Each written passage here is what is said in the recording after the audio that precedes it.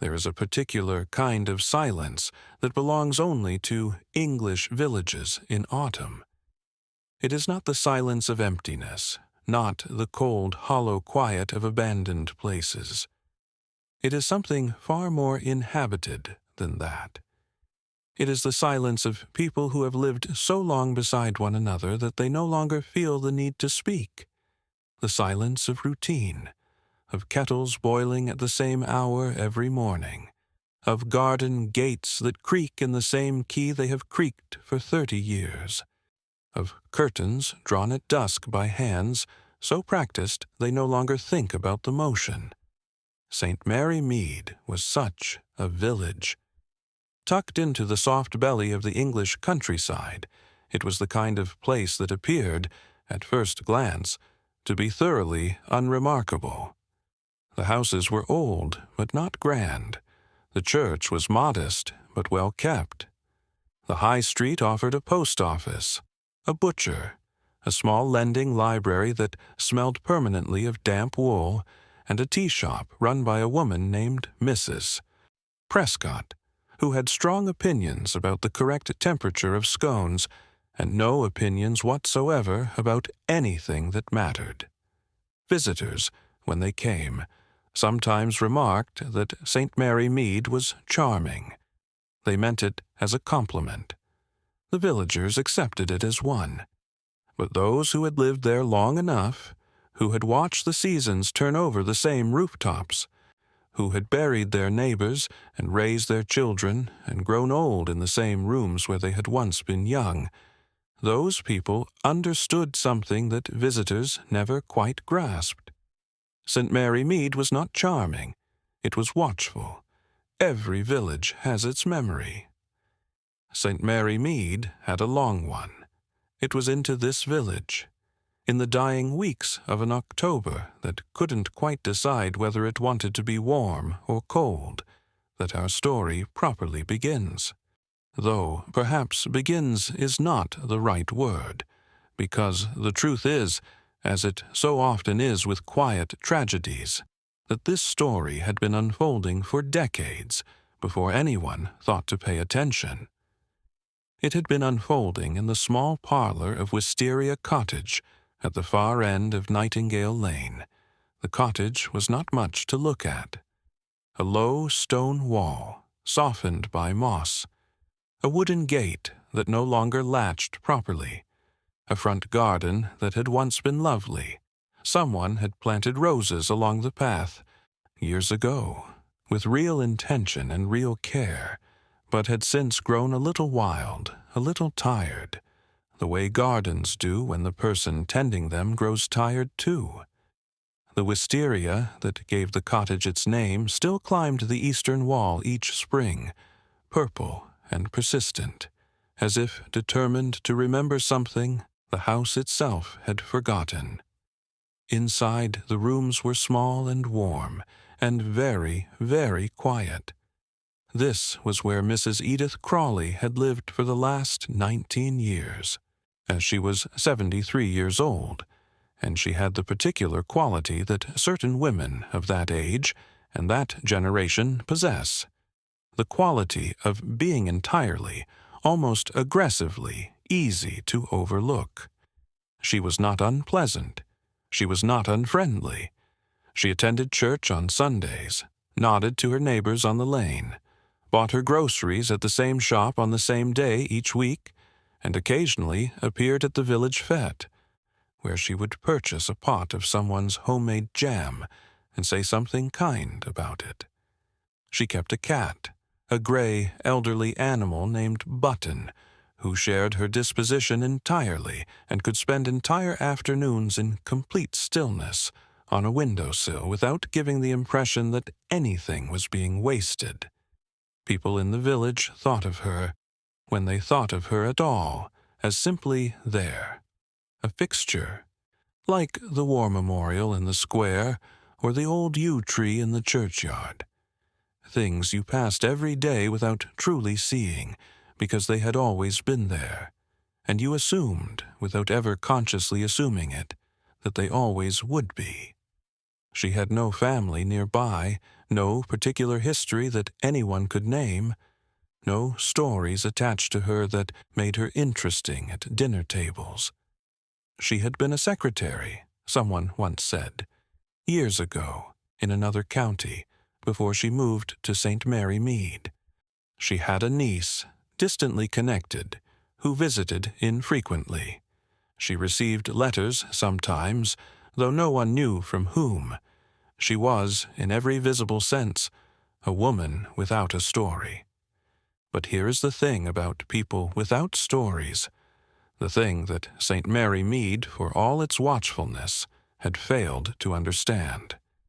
They always have one. It would take a death to reveal it. It would take a particular kind of eye, small, blue, as sharp as winter light through glass, to see what everyone else had already decided wasn't there.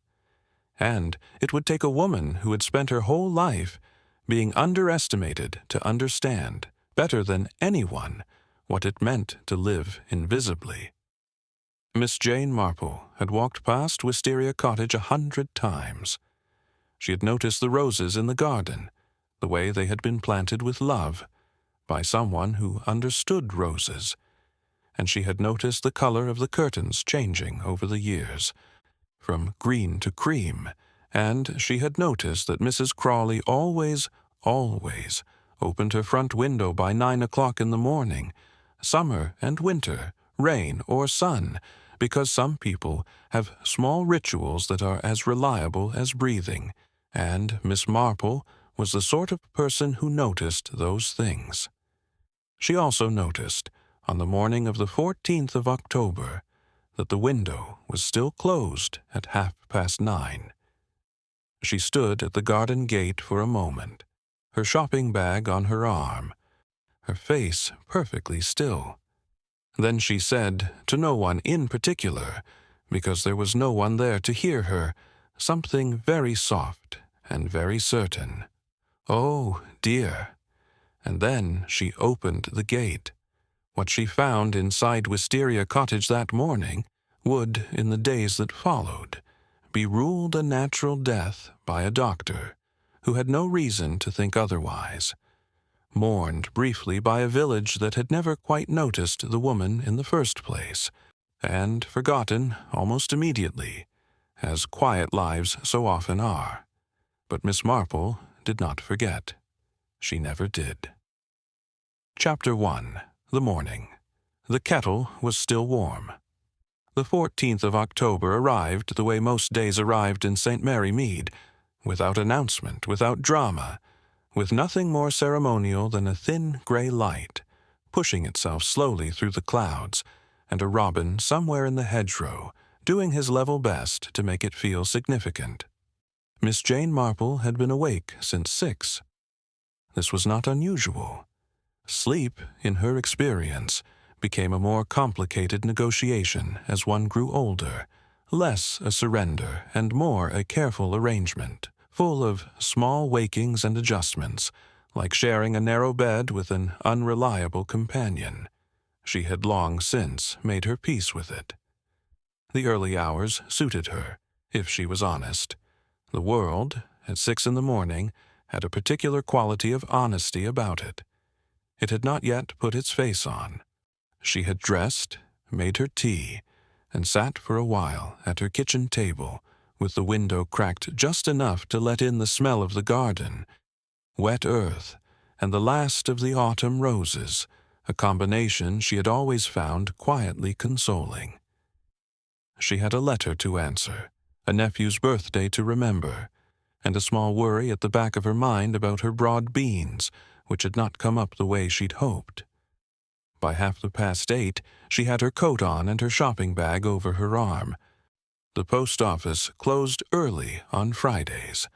Nightingale Lane ran along the older part of the village, where the cottages pressed close to the pavement and the trees had grown tall enough to make a kind of tunnel of the road in summer. In October, with the leaves coming down, it was a different atmosphere entirely, more open, more exposed. the bones of the lane visible now in a way they weren't when everything was in full green. Miss Marple walked it the way she walked most things, steadily, without hurry, but with the particular attentiveness of someone who has learned that the world does not repeat its interesting moments twice. She passed the old stone wall of the churchyard. She passed the house where young Mrs. Ellis had recently taken in a lodger that everyone in the village had a quiet opinion about.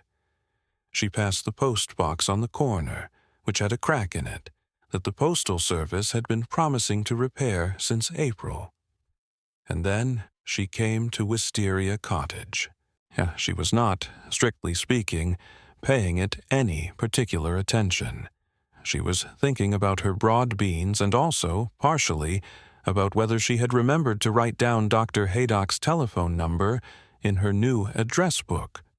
But some part of her, the part that had never, in 70-odd years, quite learned to stop observing, registered the cottage as she passed it. And then her feet slowed, almost of their own accord. The front window was closed. It was such a small thing. She stood at the gate for a moment, her hand resting lightly on the wooden post, and looked at the window.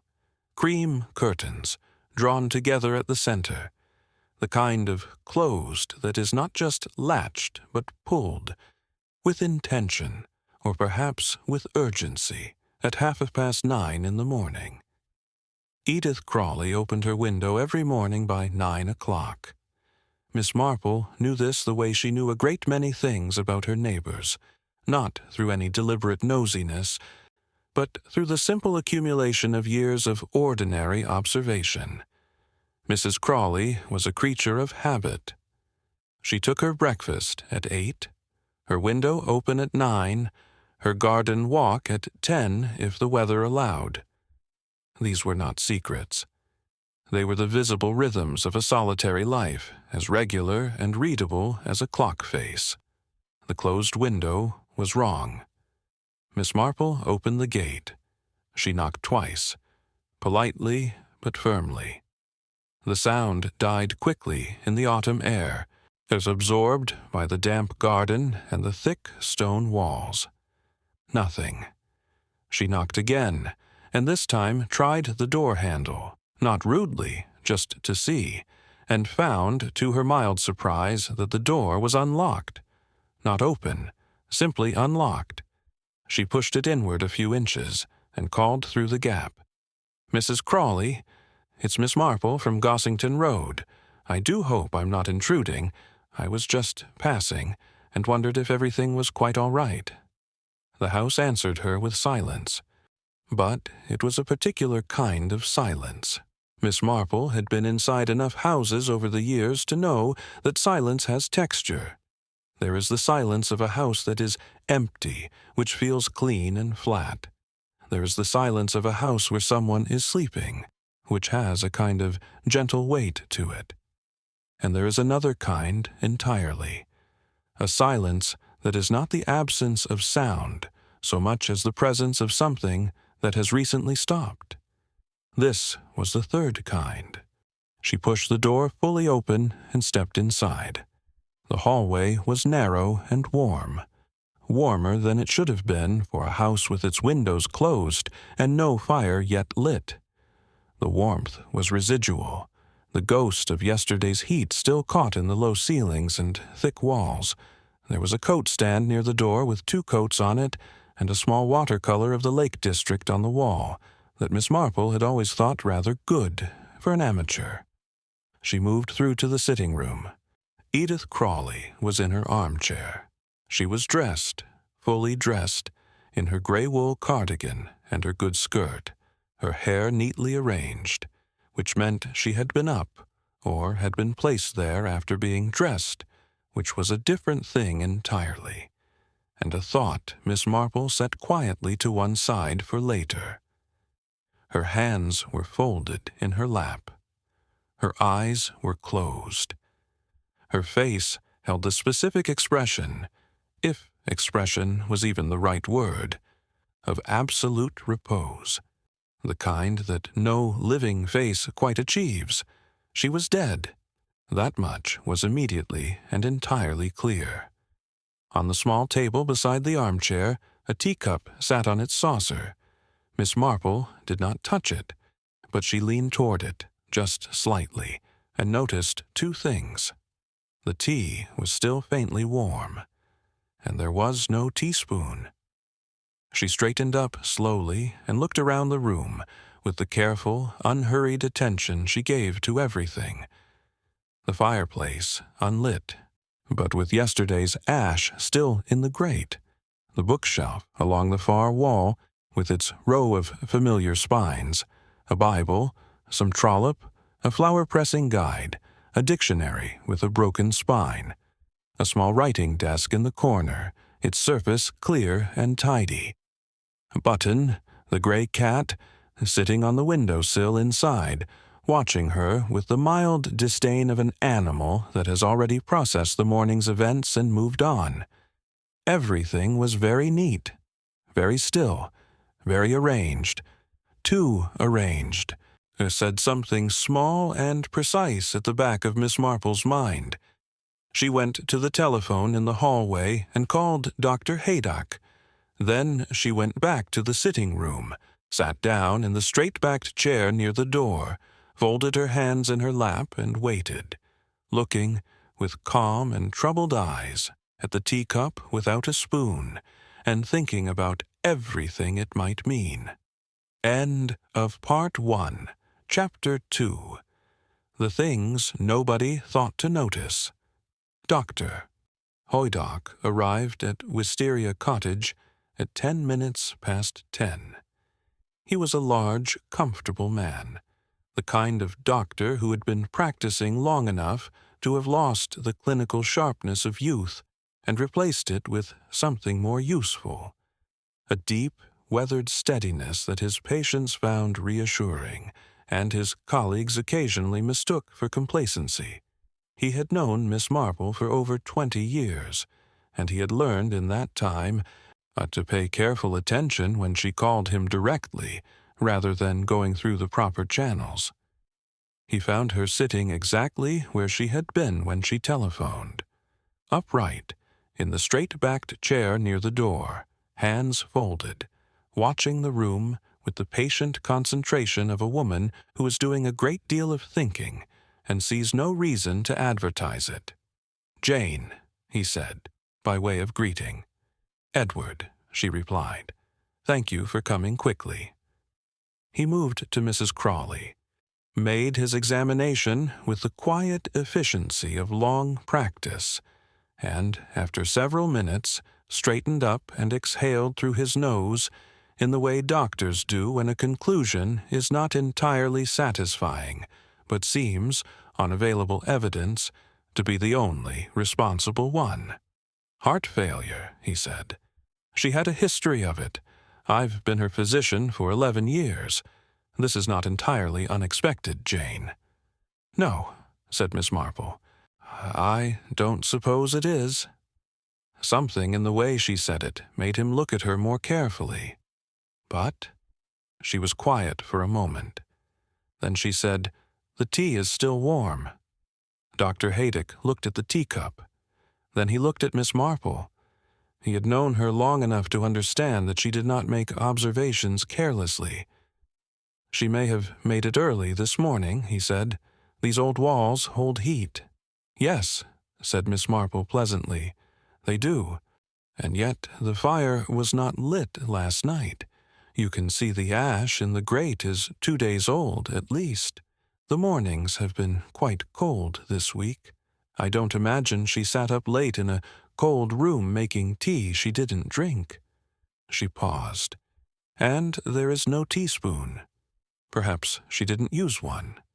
Mrs. Crawley always used one. She kept them in the little blue pot beside the kettle. There are 3 spoons in the pot now, I counted, which is the correct number for her set, which means the spoon was never brought out." She folded her hands a little more firmly in her lap. "Someone else made that tea." Dr. Haydock was silent for a moment. He looked at the teacup, then at the body, then at the room in general, and Miss Marple could see him performing the particular internal negotiation that sensible people perform when presented with an unsettling idea, the negotiation between what is probable and what is possible. "Jane," he said carefully, "I'm not sure I can—" "I'm not asking you to be sure," she said. "I'm asking you to be thorough." He looked at her for a long moment. Then he reached for his bag, while Dr. Haydock conducted a second, more careful examination. Miss Marple, having been given no instruction to leave and seeing no reason to volunteer one, permitted herself a quiet, unhurried look at the rest of the room. She was not searching, exactly.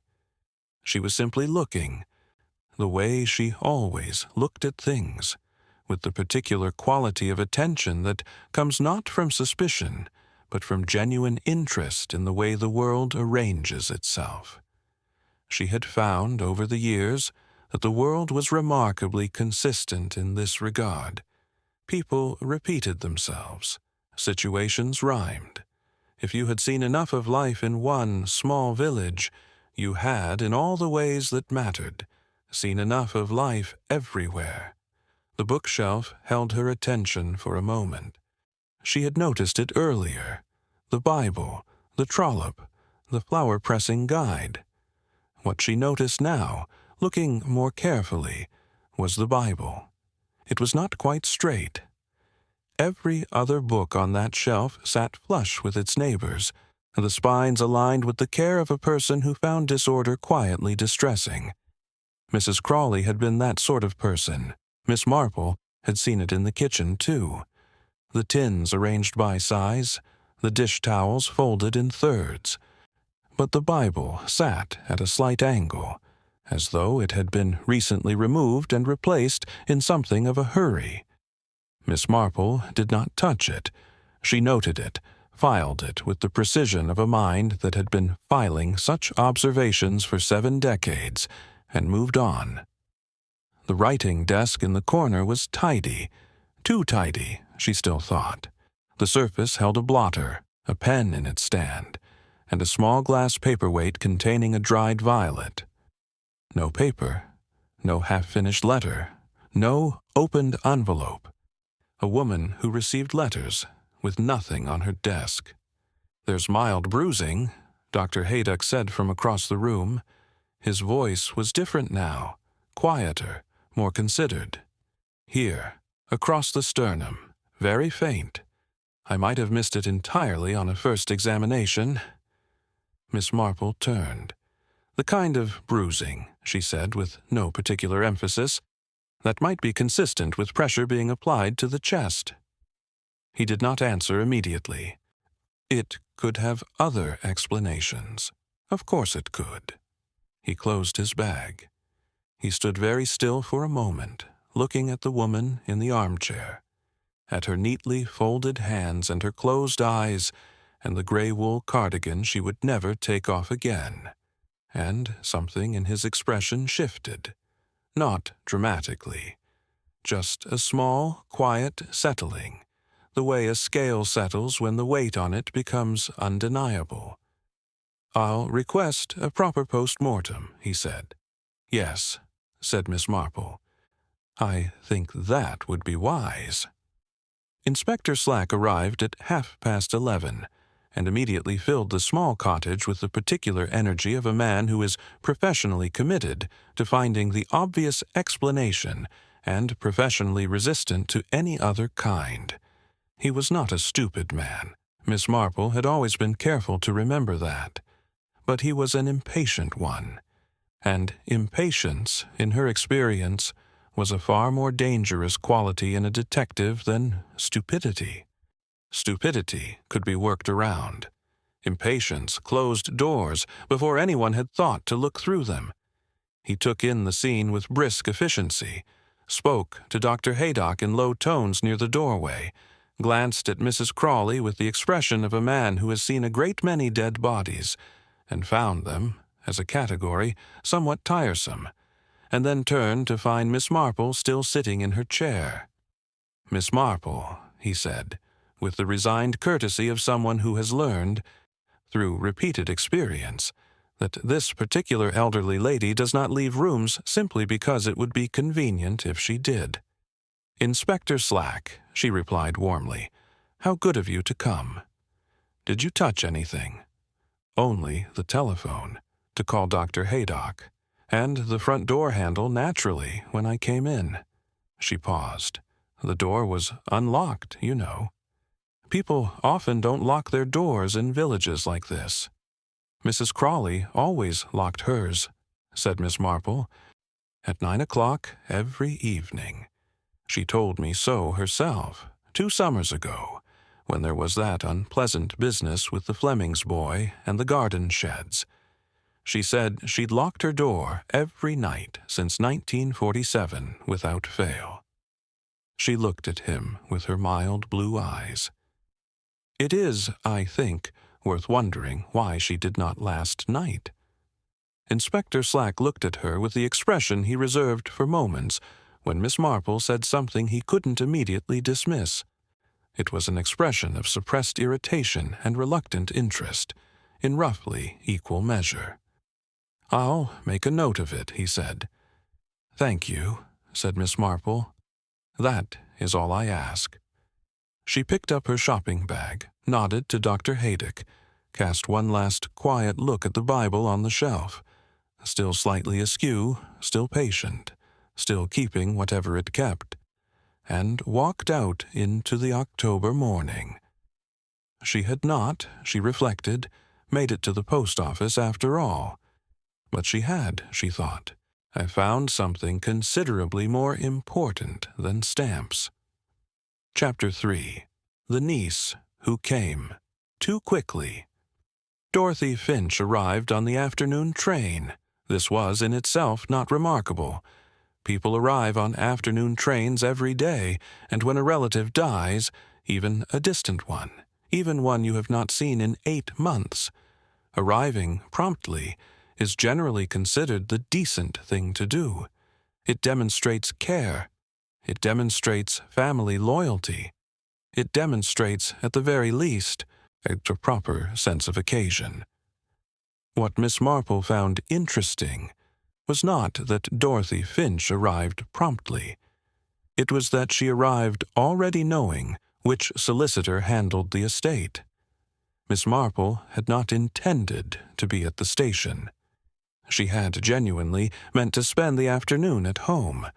There were letters to write, and her sitting-room fire needed laying, and she had been promising herself for 3 days that she would finally address the state of her airing cupboard.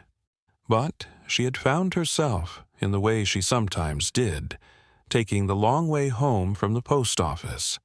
And the long way home from the post office happened to pass the station, and she was standing at the corner of Station Road when the 2:15 from London pulled in and deposited, among its handful of passengers, a woman in her early 40s with a black coat that was very new, and a face that was working quite hard at an expression of grief.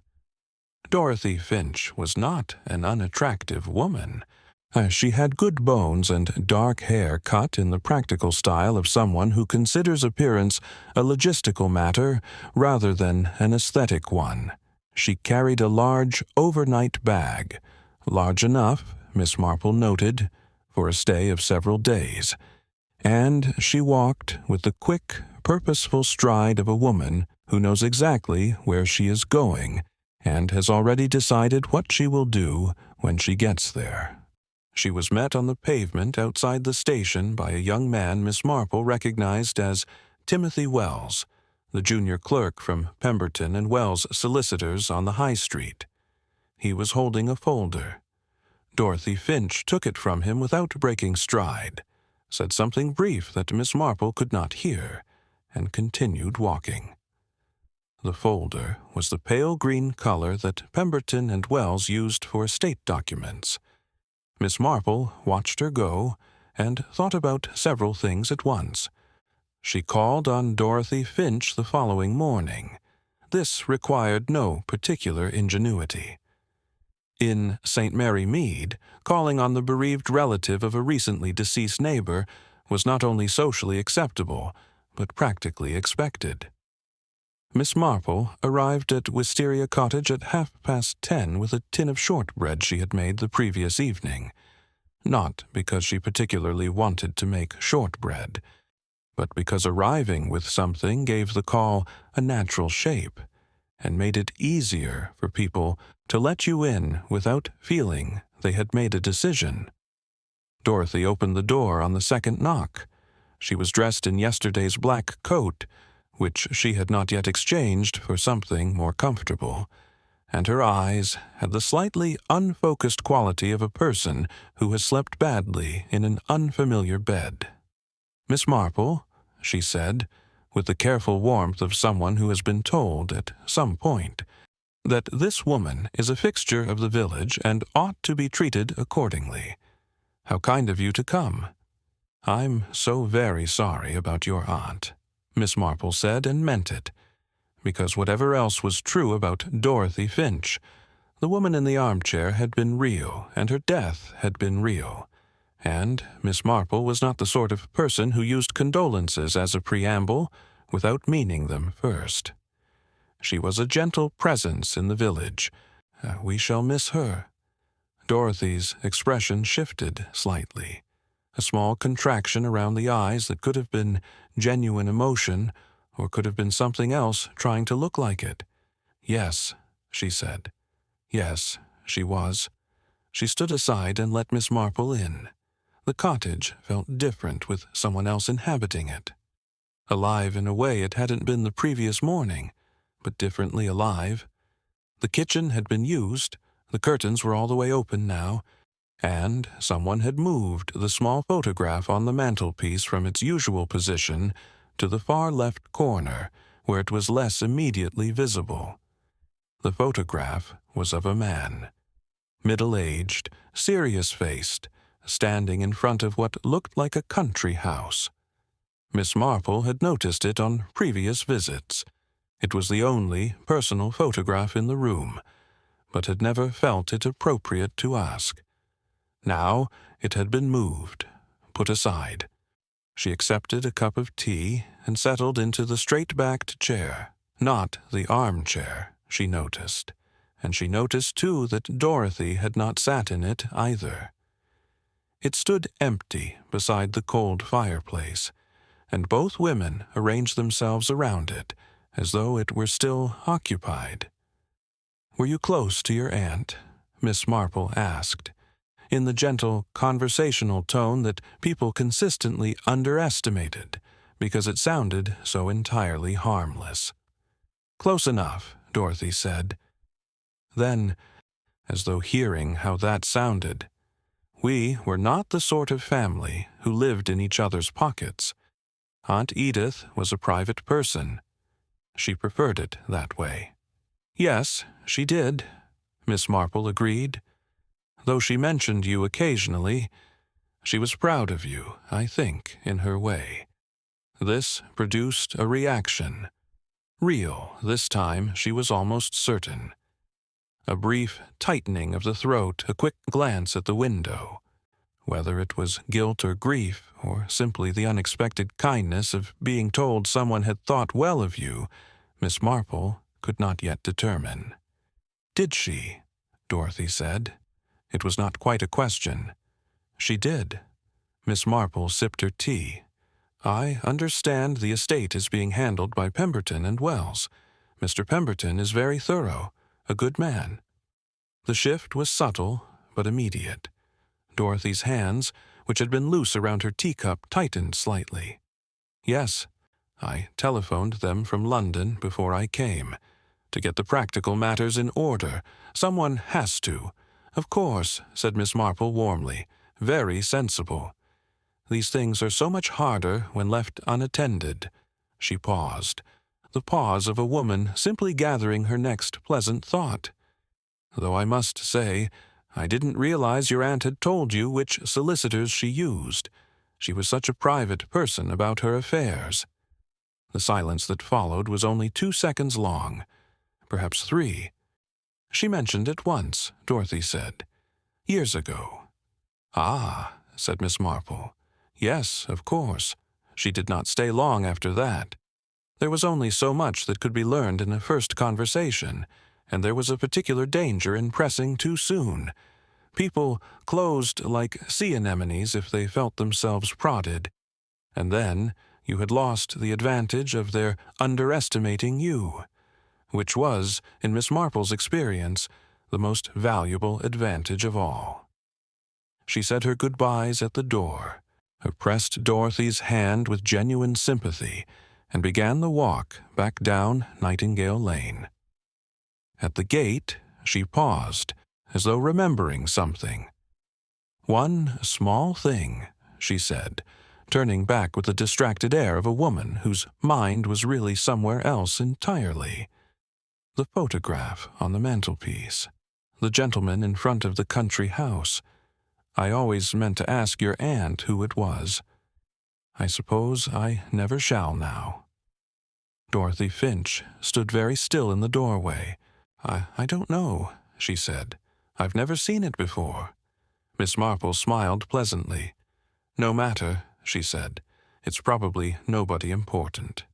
She walked home in the thin October sunshine, turning the lie over in her mind like a stone she had found on a path, examining the underside, noting what lived there.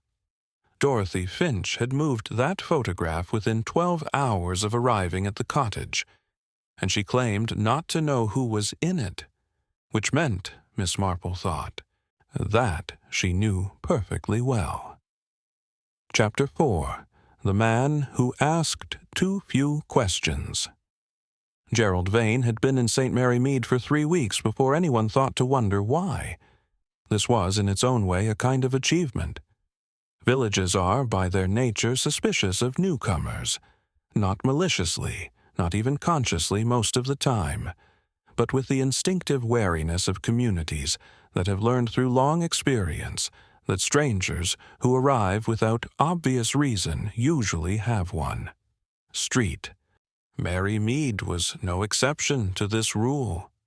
A new face on the high street generated quiet speculation, the way a stone dropped in still water generates rings, spreading outward from the point of impact through Mrs. Prescott's tea shop, through the post office queue, through the Tuesday morning flower-arranging group at the church hall, until the entire village had formed an opinion about you before you had learned where the butcher kept his best cuts.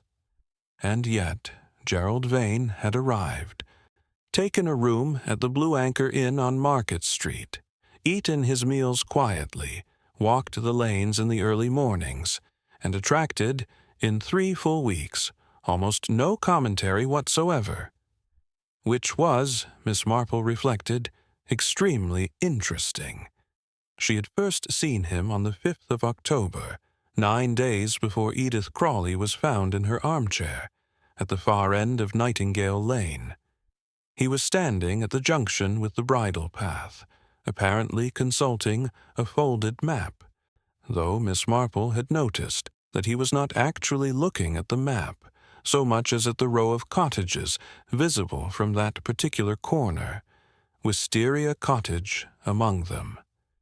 She had noted him then with the quiet, undemonstrative attention she gave to anything that didn't quite fit the pattern of a place, the way you notice a book shelved spine inward, or a clock that has stopped at an odd hour. He was perhaps 55, well dressed in an understated way, with the kind of face that had been handsome once and had settled, with age, into something more guarded. He carried himself with the ease of a man accustomed to being in unfamiliar places without appearing unfamiliar. That, in Miss Marple's experience, was not a quality people came by naturally. It was learned. She had filed him away and thought no more about it, until the morning she found Edith Crawley dead, and the filing cabinet in the back of her mind opened itself, as it sometimes did, and placed him rather firmly at the front. She arranged to encounter him on a Wednesday, The Blue Anchor had a small public sitting room where guests were welcome to take morning coffee, and Miss Marple had a perfectly genuine reason to be there. She was collecting a prescription for her neighbor Mrs. Brent, whose hip made the walk to the chemist difficult. And the chemist was 2 doors down from the Blue Anchor, which made stopping in for coffee a natural and unremarkable thing to do. But Gerald Vane was at a table near the window, reading a newspaper with the focused attention of a man who is not, in fact, reading a newspaper. Miss Marple settled herself at the adjacent table, ordered her coffee, produced her knitting from her bag.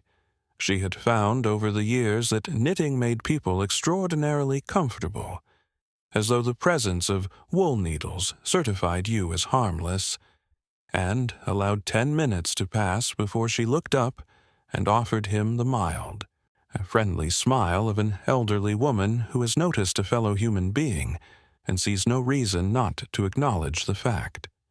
"Dreadful about poor Mrs. Crawley," she said, in the conversational tone of someone simply releasing a thought that had been sitting quietly in her mind. "Did you know her at all? You've been in the village a few weeks, I think. One sees you about." The pause before he answered was almost imperceptible. Almost. "I didn't know her well," he said. His voice was measured and pleasant, with the faint remnants of a regional accent that had been largely smoothed away by education or intention or both. "I spoke to her once or twice. A quiet woman." "She was," Miss Marple agreed, "very quiet, very self-contained." She counted a stitch. "It is such a loss when people like that go. The quiet ones often have so much more in them than they ever let anyone see." He looked at her, with an expression she found rather revealing. Not alarm, not guilt, but the careful blankness of a man choosing very deliberately not to react. "I suppose that's true," he said. "What brings you to St. Mary Mead, mister?" She left the question hanging with the artless curiosity of a woman who simply wants to be friendly. "Vane," he said. "Gerald Vane. I'm writing a local history. The area has some interesting connections to the war years. Agricultural policy, that sort of thing." It was a good answer. Plausible, specific, dull enough to discourage further inquiry. Miss Marple recognized a prepared answer when she heard one, because prepared answers had a particular texture, too smooth at the edges, like sea glass. Real answers had corners. "How fascinating," she said warmly. "The war years do throw up the most unexpected stories, don't they? I remember them very well, of course. We all do, those of us who were here." She paused, her needles moving steadily. "Did you happen to find any particular connections in the village itself? Or is it more the surrounding countryside you're focused on?" "Mostly the surrounding area," he said. "And yet you've been spending quite a bit of time on Nightingale Lane," she said, in exactly the same pleasant tone. "I noticed you there a week or so ago. It's not the most obvious route to the countryside." The silence this time was a fraction longer than the last. She watched him the way she watched everything, without appearing to watch at all. "I got lost," he said pleasantly. "I'm afraid I'm not very good with the lanes." "No," said Miss Marple with a small, kind smile. "I don't suppose you are." She thought about Gerald Vane for the rest of that day. There was something about him that tugged at a specific corner of her memory. Not his face, not his voice, but the quality he had. That practiced ease in unfamiliar territory. That ability to produce a plausible answer without producing the right one. She had known someone like that once, years ago. A man who had worked in a particular kind of government capacity during the war, the kind of capacity that was never discussed in drawing rooms and appeared in no official records. She thought about the photograph on Mrs. Crawley's mantelpiece. The serious-faced man in front of a country house. She thought about Dorothy Finch's hands tightening on her teacup. She thought about Mrs. Crawley. Quiet, private, self-contained Mrs. Crawley, who had been a secretary somewhere, in another county, before she came to St. Mary Mead. A secretary during the war years. The kind of secretary who would have seen things, heard things, filed things away in the back of her mind with the careful, unremarkable efficiency of a woman nobody thought to watch. The kind of woman, Miss Marple thought, who might have kept a letter for 30 years because she understood, even if she never said so, that some things needed keeping. That evening, she telephoned her nephew Raymond in London. Raymond was a novelist, which meant he knew a great many people in a great many different worlds and had, over the years, proved surprisingly useful as a source of information on subjects that did not appear in the village lending library. She asked him, in a roundabout way that he had long since learned to follow, whether he knew anything about a man named Gerald Vane, perhaps connected to government work, perhaps to the wartime period, perhaps to a name she would send him in a letter. Raymond said he would ask around. Miss Marple thanked him, set down the telephone, and sat for a while in her sitting room with the fire burning low, and Button, who had been temporarily rehomed with her neighbor while Wisteria Cottage was examined, asleep on the hearthrug as though he had always lived there. She looked at the cat for a long time. "You were in that room," she said quietly. "You saw everything." Button opened one eye, regarded her with the immense liquid indifference of a creature that has decided the affairs of humans are not his concern, and went back to sleep. Miss Marple sighed. "Yes," she said, "I rather thought so."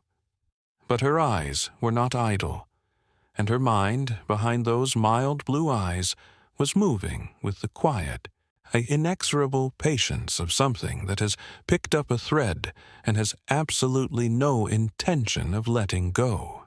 Chapter 5. A Man of God with Dirty Hands. Reverend Thomas Holt had been the vicar of St. Mary Mead for 11 years. He was, by every visible measure, a good one. He visited the sick without being asked. He remembered the names of people's grandchildren. He delivered sermons that managed the difficult balance of being theologically honest without being theologically uncomfortable, which is a skill far rarer in the clergy than it ought to be. He organized the Harvest Festival with genuine enthusiasm, argued gently but persistently for the repair of the church roof, and made time, every Thursday afternoon without fail, to sit with whoever needed sitting with. The grieving, the confused, the simply lonely, in the small vestry that smelled of old wood and candle wax, and the particular dusty holiness of rooms that have absorbed decades of human trouble. The village trusted him. More than that, they were fond of him. And, in Miss Marple's experience, fondness was a far more complicated thing than trust. Trust was rational. Fondness closed your eyes. She had been watching Reverend Holt for 4 days now, with the careful, unobtrusive attention she gave to things that were bothering her in ways she couldn't yet entirely articulate. And what she had observed was this: a man who was frightened, not obviously frightened, not in the way that announces itself, the sleeplessness, the drinking, the sudden departures from rooms. Thomas Holt was too disciplined for that, too practiced in the management of his own expression. But there were smaller things. The way he had fumbled the collection plate last Sunday, his hands not quite steady. The way he had stood at Mrs. Crawley's graveside at the brief, sparsely attended burial 2 days ago, not with the composed sorrow of a pastor performing his office, but with the rigid stillness of a man holding himself together through sheer determination. The way he had looked once at Miss Marple across the churchyard, just for a moment, just a flicker, with something in his eyes that was not pastoral concern. It was recognition. The recognition of a man who suspects he is being watched by someone who sees more than she should. She went to him on a Thursday.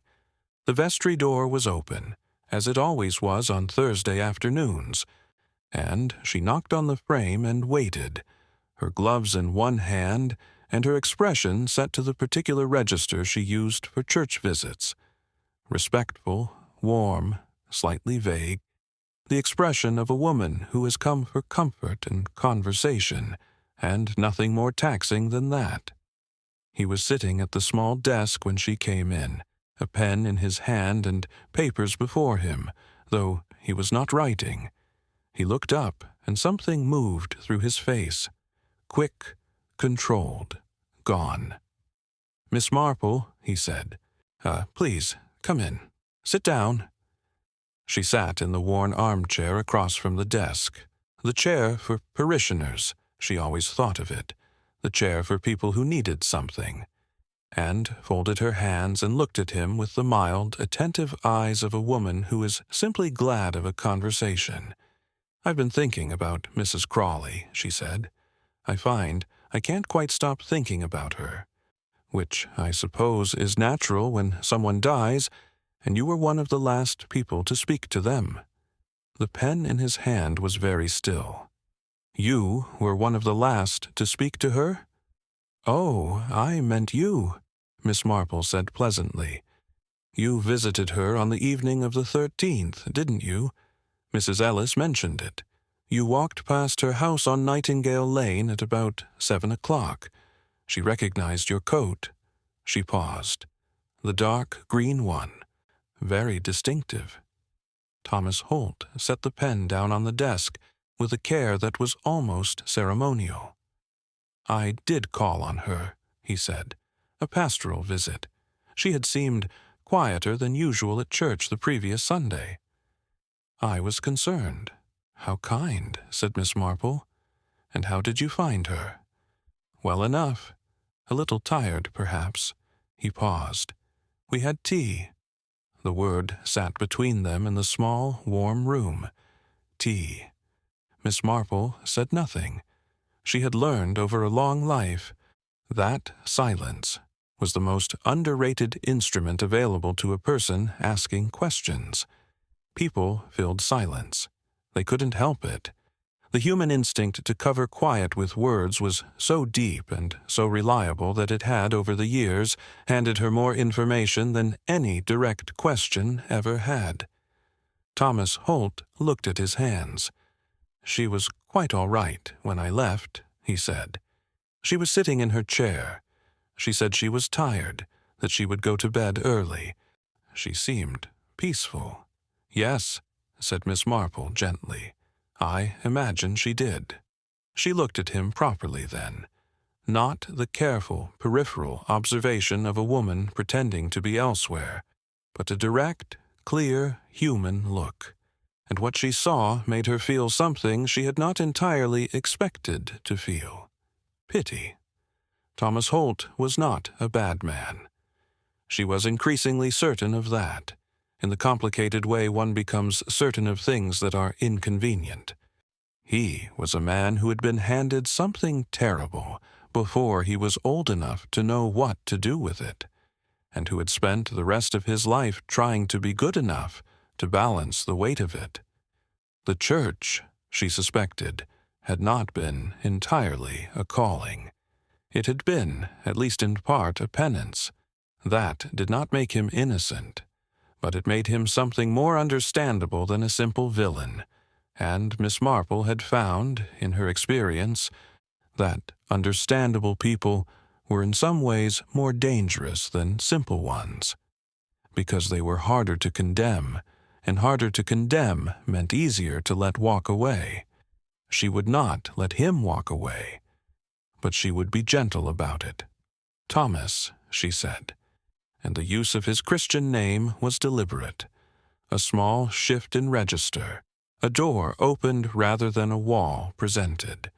I want you to know that I do not think you are a wicked person. I don't think you intended for any of this to happen the way it has happened." He looked at her. His face had gone very still. "I'm not sure what you mean," he said. "Yes, you are," she said quietly and without cruelty.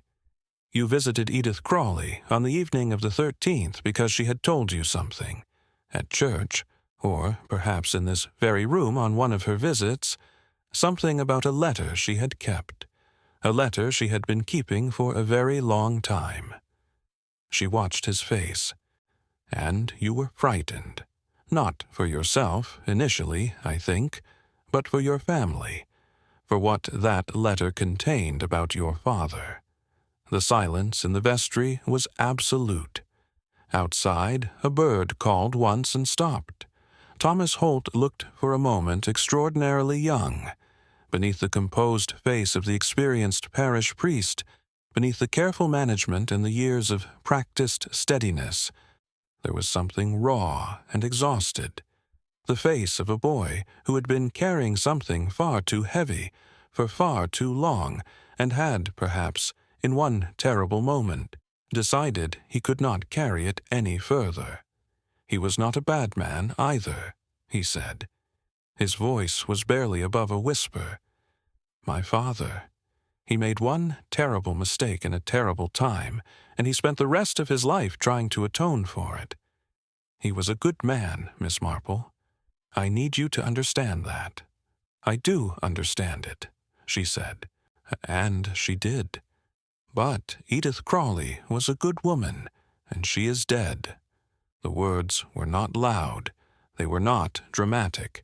They fell into the room with the quiet, irresistible weight of things that are simply true. Thomas Holt closed his eyes. Outside the vestry window, the October afternoon was fading, the light going golden and thin through the old churchyard yews, falling across the graves of people who had lived and died in this small village over hundreds of years. Ordinary people, a private people, people whose stories had mostly been forgotten. Miss Marple sat with her hands folded and waited. She was, she thought, getting rather close now. Chapter 6. What the Bible Kept the Letter had been written in November of 1942. Miss Marple knew this before she had read a single word of it, knew it the way she knew a great many things, through the patient accumulation of small details that other people had considered separately, and she had considered together. The paper, the ink, the particular fold, 3 precise horizontal creases, the middle one slightly off-center, all of it spoke of a specific era, a specific urgency, a specific kind of person who writes things down. Not because they want to, but because they understand, with the cold clarity that fear sometimes produces, that if they do not write it down, it will disappear entirely from the world. She had not yet touched the Bible. She had returned to Wisteria Cottage on the Friday morning, 2 days after her conversation with Reverend Holt, with the permission of Inspector Slack, extracted through a combination of patient persistence and the mild, implacable reasonableness that Slack found simultaneously irritating and impossible to refuse. Dorothy Finch had gone back to London the previous evening, citing work obligations, which Miss Marple had noted without comment. Button had been returned to his home by her neighbor and was once again occupying the window-sill, with the authority of an animal that considers a house its own regardless of who else might claim it. The cottage was cold now, unlived in. It had that particular quality of emptiness that settles over rooms within days of their occupant's departure. Not just physical absence, but something more atmospheric, as though the space itself is beginning the slow process of forgetting. Miss Marple stood before the bookshelf and looked at the Bible. It was still slightly askew, Nobody had straightened it. She put on her gloves. She had brought a pair of thin cotton ones, the kind she used for handling delicate things in the garden, and lifted it carefully from the shelf. It was a King James Bible, old and well used, the black cover soft with decades of handling. Inside the front cover, in a handwriting she recognized from the Christmas cards Mrs. Crawley had sent every year without fail, small, precise, slightly backward-leaning, was written, Edith Margaret Crawley. Given with love, Christmas 1938. She had carried it then through everything. Through the war years and whatever she had witnessed during them. Through the move to St. Mary Mead and the 19 quiet years at Wisteria Cottage. Through all the Sunday mornings and all the private evenings. It had sat on her shelf and held its secret with the patience of something that understands the value of waiting. The letter was between the pages of the Book of Ruth. Miss Marple thought, not for the first time, that Edith Crawley had possessed a quiet, precise sense of meaning. Ruth, of all the books. Whither thou goest, I will go. Loyalty, the particular loyalty of a woman who stays beside something long after it would have been easier to walk away. She unfolded the letter carefully. It was 2 pages, written in a hand she did not know. Hurried, but educated. The letters formed with speed rather than care. The ink had faded to a brownish tone that was not quite black, and in 2 places the paper had been folded so many times that the creases had worn thin, the words crossing them slightly fragmented but still legible. She read it slowly. Twice. The man who had written it was named Arthur Holt, Thomas Holt's father. He had been, in 1942, a junior administrator attached to a government requisitioning office in the county, one of the bureaucratic mechanisms of wartime that processed properties, resources, and occasionally people with the impersonal efficiency that emergencies demand and that decency afterwards finds difficult to examine.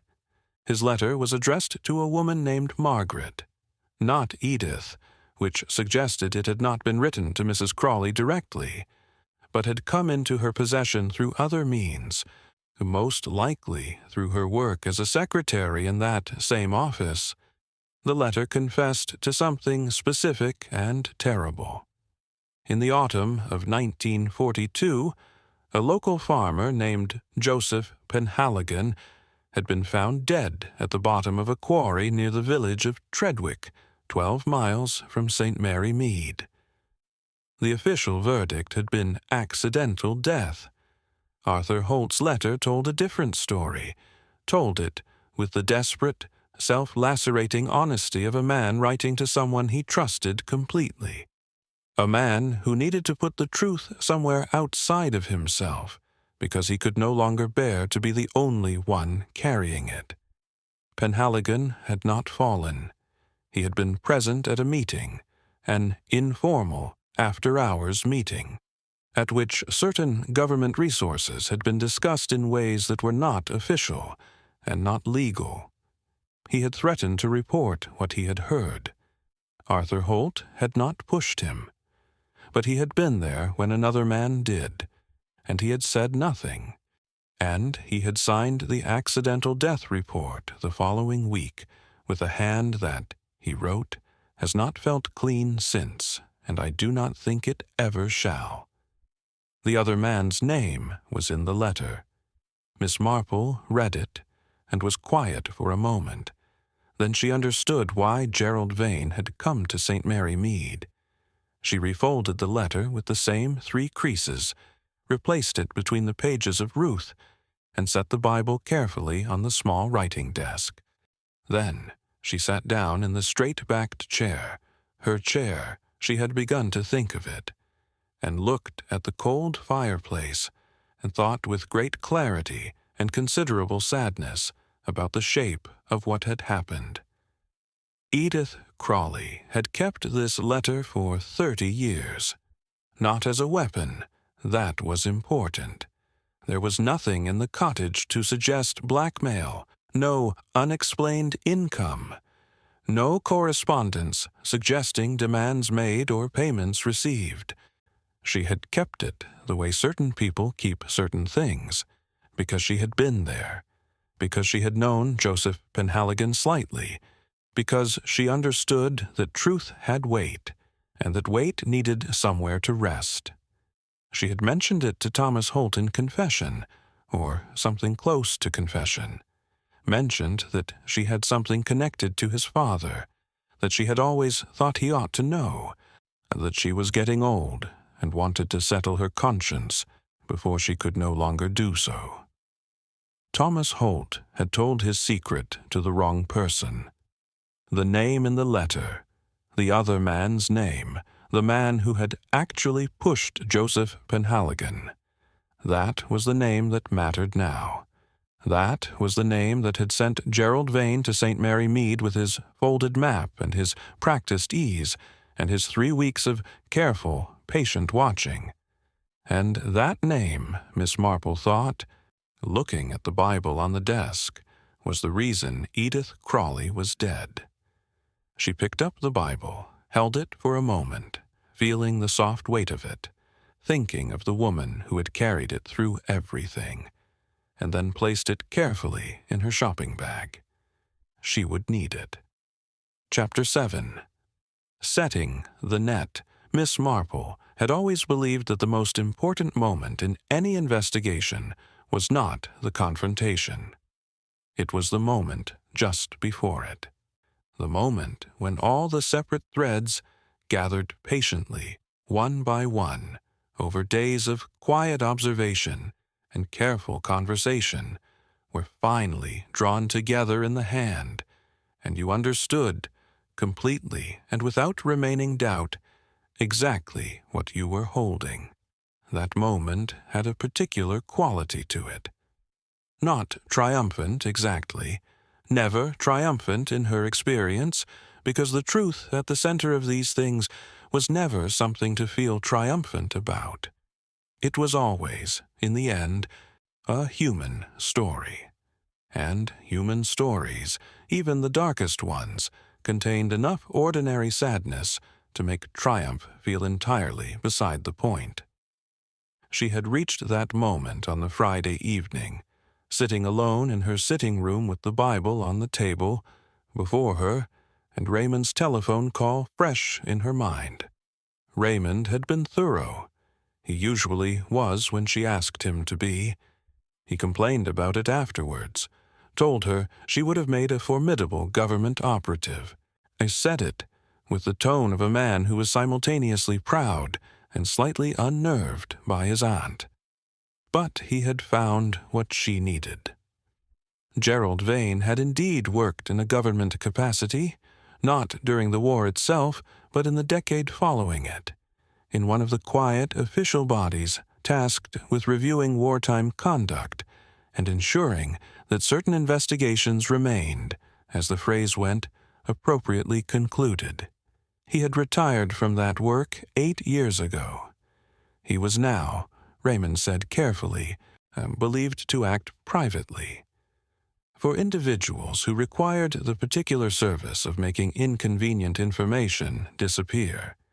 The name in the letter, the name Miss Marple had read sitting in Edith Crawley's cold cottage, was the name of a man who was still alive, still prominent, still, in certain circles, still powerful enough to make the kind of telephone call that sent someone like Gerald Vane to a small English village with a folded map and a plausible story about local history. She understood it all now, completely. Thomas Holt had heard Mrs. Crawley's confession and had panicked, not for himself, but for his father's memory, for the family name, for the version of Arthur Holt he had spent his whole life believing in and defending. He had told someone. Perhaps he had told only one person, the one person he trusted, the one person he should not have trusted, and that person had made a telephone call, and Gerald Vane had arrived in St. Mary Mead 3 weeks before Edith Crawley died in her armchair. She telephoned Inspector Slack on Saturday morning. This required patience. Slack's relationship with Miss Marple's involvement in his cases was, after many years, a complicated one. He respected her results with the grudging, slightly pained admiration of a man who has been proven wrong enough times to have stopped arguing. But he resisted her methods with the instinctive resistance of someone who finds it professionally uncomfortable to admit that an elderly woman with a knitting bag sees more clearly than his entire department. The telephone conversation took 40 minutes. She was gentle, specific, and entirely immovable. By the end of it, he had agreed to 3 things. First, that the post-mortem results, which had arrived that morning and which she had known about before, he told her because Dr. Haydock had telephoned her first, confirmed the presence of a sedative compound in Mrs. Crawley's system, consistent with herbal sleeping drops and bruising to the sternum, consistent with sustained pressure applied to the chest. Second, that Gerald Vane should be located and not permitted to leave St. Mary Mead. Third, that Miss Marple's suggestion regarding the evening's arrangements should be followed precisely, despite his reservations, because he had learned, at some professional cost, that her suggestions regarding arrangements were not suggestions in any meaningful sense of the word. The arrangement was simple. She asked Dorothy Finch to return to St. Mary Mead. This required a telephone call of a different kind, warmer in tone, more careful in construction. She told Dorothy that she had found something in the cottage that she believed belonged to the family, something personal that ought to be returned properly rather than left with the police. She said it with the unhurried, trustworthy gravity of an elderly woman performing a kindness. And Dorothy, who was still, Miss Marple judged, not entirely certain how much the elderly woman knew, agreed to come on the evening train. She also sent a note to Reverend Holt, by hand, delivered by her neighbor's boy. The note said simply, "I think it is time, Thomas. Come to Wisteria Cottage at 7 o'clock this evening. I will not be unkind. J.M." She was not certain he would come, but she thought he would. She thought, underneath everything, he wanted to. There was a particular exhaustion in guilt that eventually overcomes the instinct for self-preservation. She had observed it before, in other people, in other rooms, and Thomas Holt had been carrying his for a very long time. Gerald Vane was the variable she was least certain of. She had thought about him carefully and at length, turning him over the way she turned difficult problems, examining him from different angles, testing the shape of him against what she knew and what she suspected. He was not, she had concluded, a man who acted from passion or from personal malice. He was a professional. He had come to St. Mary Mead to do a specific thing, and he had done it with the clean efficiency of someone performing a contracted task. That made him, in certain ways, more frightening than a man who acted from feeling, because men who act from feeling can be reached, can be appealed to, can sometimes be stopped by the simple human force of being truly seen. Gerald Vane did not want to be seen, but she had seen him anyway. She sent no note to Gerald Vane. Instead, she telephoned Raymond again and gave him a name, the name from the letter, the name of the man who had made the telephone call that had set all of this in motion, and asked him to deliver it, through his particular network of contacts, to a specific journalist at a specific London newspaper. Not to publish, not yet, simply to hold. It was, she explained to Raymond, an insurance policy. Raymond said in the slightly strangled tone he used when his aunt did things that alarmed him, that she was absolutely certain she knew what she was doing. "No," she said honestly, "not absolutely, but sufficiently." By 6 o'clock on Saturday evening, Wisteria Cottage was prepared. Inspector Slack was in the kitchen with a constable, somewhat against his better judgment, but present nonetheless. Dr. Haydock, who had asked her to be there, and whom Miss Marple had not refused, because she thought his presence might be useful, and also because she was genuinely fond of him, sat in the small armchair near the fireplace, not the armchair, which remained pointedly empty. Miss Marple herself sat in the straight-backed chair near the door. The fire was lit for the first time since Edith Crawley's death, and the room was warm, and the light was low and amber, and if you did not know what had happened here, you might have thought it looked quite peaceful.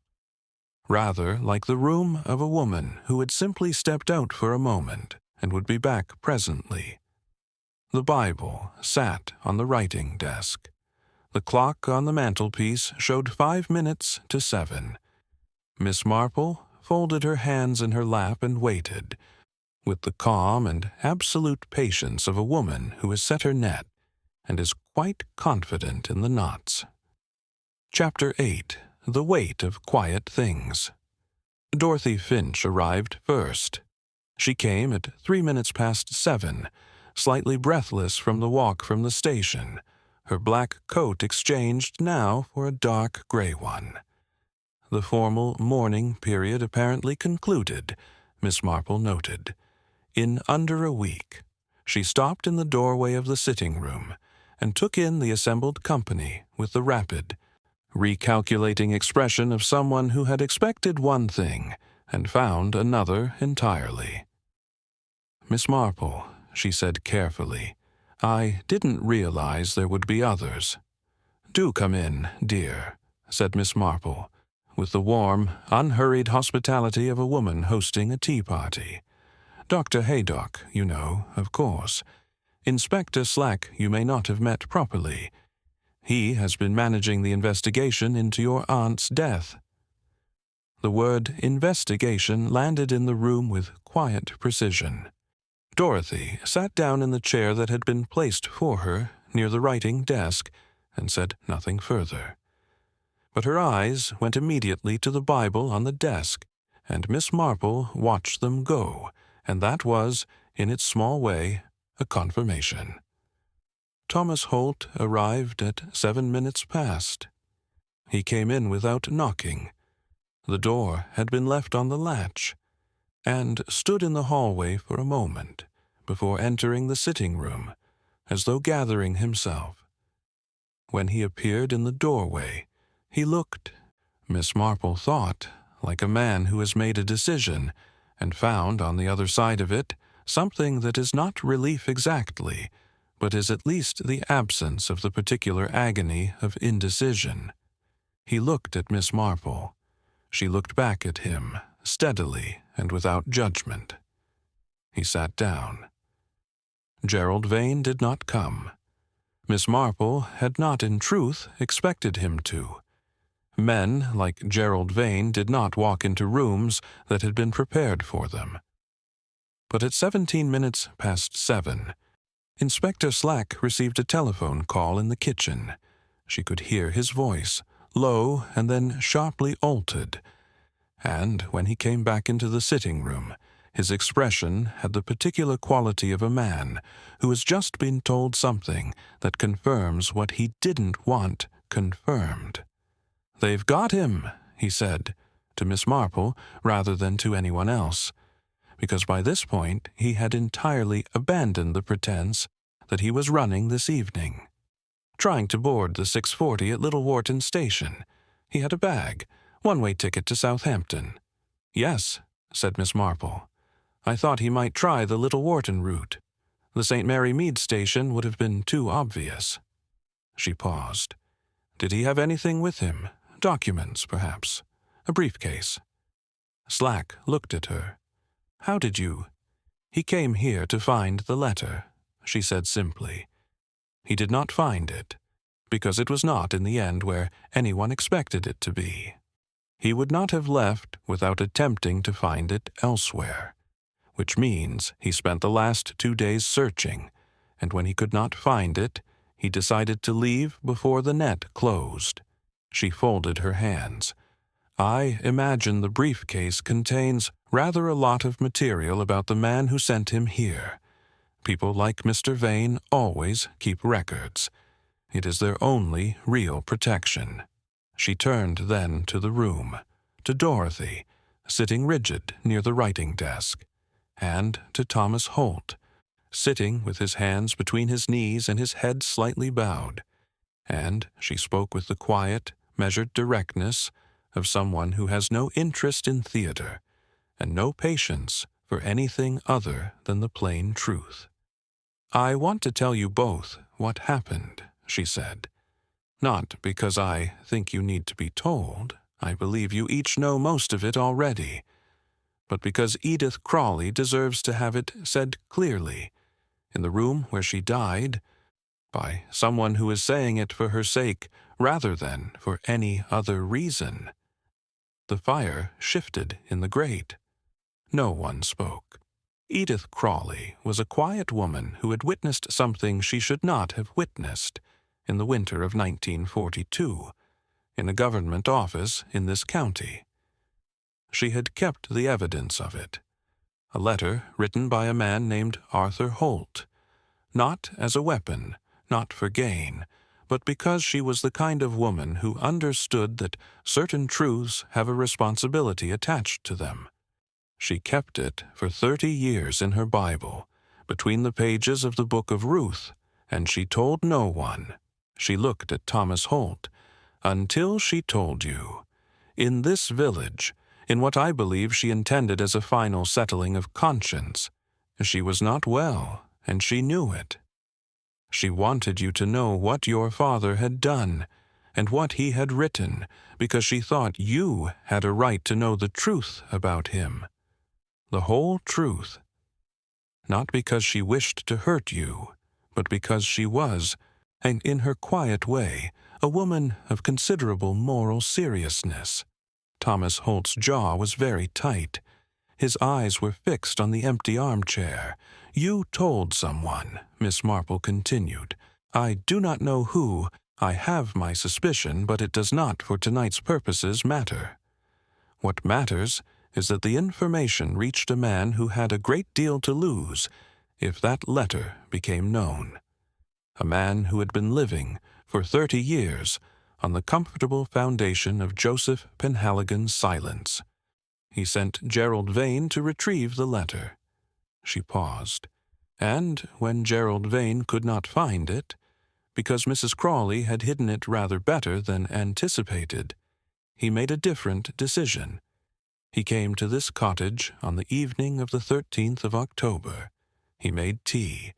He put something in it. Herbal sleeping drops, available at any chemist, untraceable in the quantities used unless one is specifically looking. And when Mrs. Crawley fell into a deep sleep in her armchair, he pressed a cushion to her chest and held it there until she stopped breathing. The room was absolutely still. She felt nothing, Miss Marple said, and her voice was, for just a moment, something softer than her usual careful tone. I believe that is true. She simply went to sleep and did not wake up. It was, as these things go, not a violent end, but it was a murdered one. And the difference between dying in your sleep of natural causes and dying in your sleep because someone decided your silence was worth more than your life is not a small difference. It is, in fact, everything. Dorothy Finch spoke first.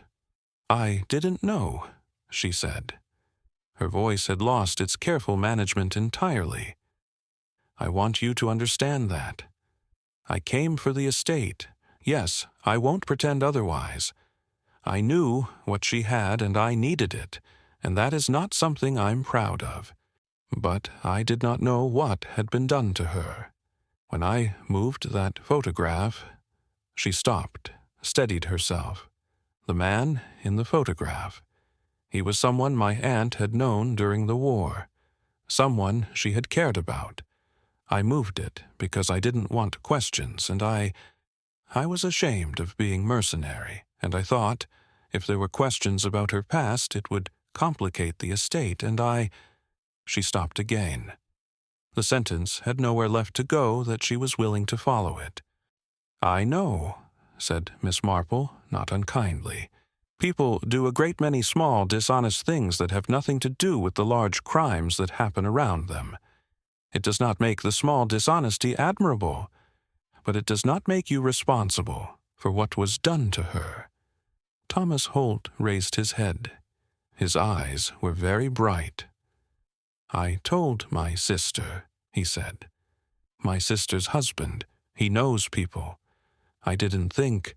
I only wanted the letter. I only wanted my father's name kept—" His voice broke cleanly, like something that had been under pressure for a very long time. "I didn't want anyone hurt. I want you to know that. I did not want anyone hurt." "I know that, too," said Miss Marple. She stood up slowly, smoothing her skirt with the unhurried composure of a woman concluding an ordinary visit, and picked up her shopping bag. The Bible was inside it, wrapped carefully in a cotton cloth. "Inspector Slack will need statements from you both," she said. "I would encourage complete honesty. It will be, in the end, considerably lighter to carry than the alternative." She moved toward the door, then paused. She looked one final time at the empty armchair beside the cold fireplace, at the small table beside it, at the space where the teacup had been. She was not nobody, she said quietly, to the room, to the chair, to whatever of Edith Crawley still lingered in the warm amber light of the room she had lived in alone for 19 years. She saw something true, and she kept it faithfully, and she died for it. That is not nothing. That is, in fact, rather a great deal. Then she walked out into the October night, the Bible under her arm, the stars very clear and cold above St. Mary Mead, and went home. End. Gerald Vane was charged. The man who had sent him, whose name appeared in Arthur Holt's letter and subsequently in 3 national newspapers, resigned from his position before the week was out, which is the particular English way of admitting guilt without quite saying so. Thomas Holt left St. Mary Mead in November. Quietly, without ceremony, the way people leave places when they can no longer look at them without seeing what they cost. Miss Marple did not think badly of him. She thought of him, when she thought of him at all, with the complicated tenderness one reserves for people who are neither villain nor hero, but something more difficult than either, simply human and undone by it. Dorothy Finch inherited the cottage. She sold it by Christmas. On a Tuesday morning in late November, Miss Marple walked down Nightingale Lane for the first time since it had all concluded. The wisteria was bare now, just dry brown tendrils against the stone wall, patient as old grief. The new people hadn't moved in yet. The gate still didn't latch properly. She stopped, just for a moment.